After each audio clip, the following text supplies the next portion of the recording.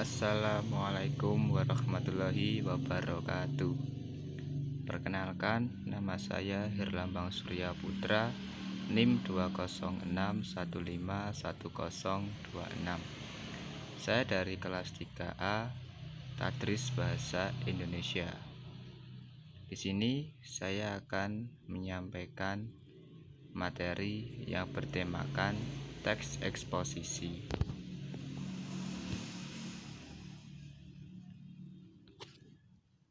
Pengertian teks eksposisi. Teks eksposisi adalah paragraf atau karangan yang terkandung sejumlah informasi dan pengetahuan yang disajikan secara singkat, padat, dan akurat. Secara umum, teks eksposisi digunakan untuk menyampaikan pendapat atau gagasan secara terperinci. Ciri-ciri teks eksposisi. 1. Gaya informasinya persuasif atau mengajak. 2. Penyampaian teksnya secara jelas, lugas, dan menggunakan bahasa yang baku dan benar sesuai EYD bahasa. 3. Menjabarkan informasi-informasi pengetahuan. Yang keempat, bersifat tidak memihak, yang artinya tidak memaksakan kemauan dari penulis terhadap pembaca. Yang kelima, teks eksposisi bersifat netral dan objektif. Yang keenam, penjelasannya disertai data-data yang akurat dan terpercaya.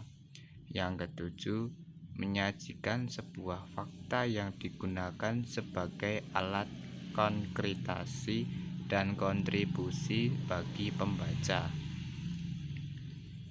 Jenis-jenis teks eksposisi. Ada berbagai macam teks eksposisi. Yang pertama, eksposisi definisi adalah paragraf eksposisi yang memaparkan mengenai definisi atau pengertian dari suatu topik. Yang kedua, eksposisi berita adalah eksposisi yang memuat berita. Yang ketiga, eksposisi ilustrasi adalah eksposisi yang pengembangannya menggunakan gambaran. Yang keempat, eksposisi proses adalah eksposisi yang menjelaskan tata cara melakukan sesuatu. Eksposisi ini sering ditemukan di dalam buku petunjuk. 5. Eksposisi perbandingan adalah paragraf eksposisi mengenai hal pertentangan akan suatu hal dengan hal lainnya. 6. Eksposisi pertentangan adalah paragraf eksposisi mengenai hal pertentangan akan suatu hal dengan hal lainnya. 7. Teks eksposisi analisis adalah tulisan yang memisahkan suatu masalah dari gagasan utama menjadi beberapa subbagian, lalu melakukan pengembangan secara berurutan. Yang ke-8, teks eksposisi laporan adalah paragraf eksposisi yang menyampaikan laporan peristiwa atau penelitian tertentu. Tujuan dan fungsi dari teks eksposisi. Teks eksposisi bertujuan untuk memberikan penjelasan secara rinci mengenai suatu hal kepada pembaca, sehingga para pembaca mendapat penjelasan yang sejelas-jelasnya.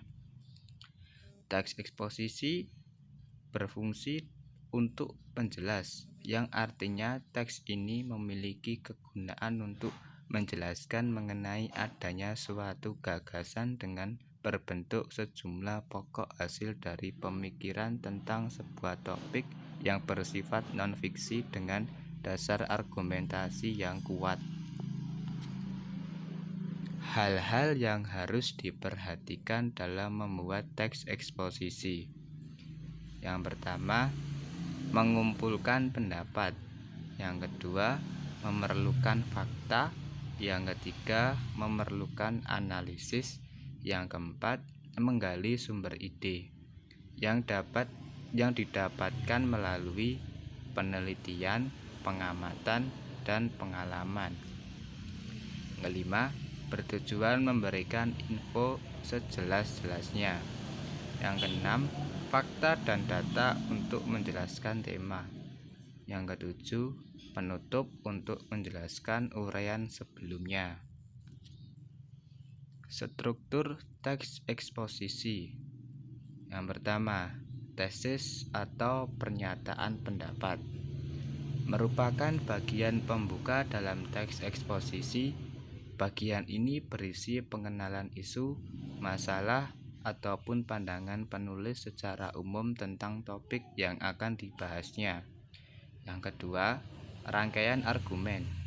Di bagian ini terdapat sejumlah pendapat atau argumen penulis sebagai penjelasan atas tesis yang dikemukakan sebelumnya. Yang ketiga, penegasan ulang. Bagian ini sering disebut juga sebagai penutup atau kesimpulan. Tujuannya untuk menegaskan pendapat awal serta menambah rekomendasi atau saran terhadap permasalahan yang diangkat.